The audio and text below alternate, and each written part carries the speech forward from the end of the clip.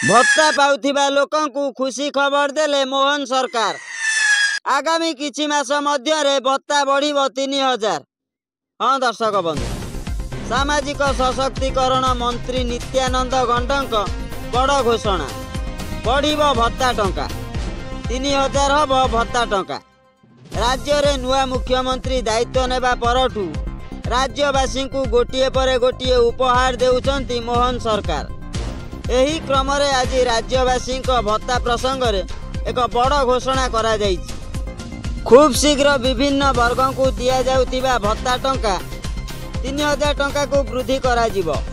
से नहीं प्रस्तुति चली बोली सामाजिक सशक्तिकरण मंत्री नित्यानंद गंड घोषणा करिसंती। आहुरी मध्य ए नहीं राज्य अर्थ विभाग सह विस्तृत आलोचना पर कार्यकारी करा जिवो। विभिन्न वर्गर योग्य हिताधिकारी को सरकारी योजना अधीन रे भत्ता जोगाइछंती राज्य सरकार। तेबे केउ वर्गर भत्ता बढ़ा जिवो से नहीं कोनोसी निर्दिष्ट सूचना मिली नहीं।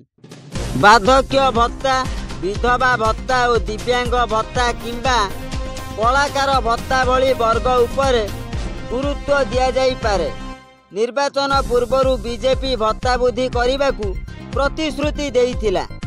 विस्तृत आलोचना पर केउ वर्गर लोकमानंकर भत्ता टंका बढ़िबो से नहीं स्पष्ट हेबो। हाँ दर्शक बंधु, पूर्वरु बीजेडी सरकार देउथिबा भत्ता को वर्तमान बीजेपी सरकार 3000 टंका को वृद्धि करिबा पई घोषणा करिछि। मोहन सरकार आसु आसु ओडिशा रे नुआ नियम सब लागू हो गलानी।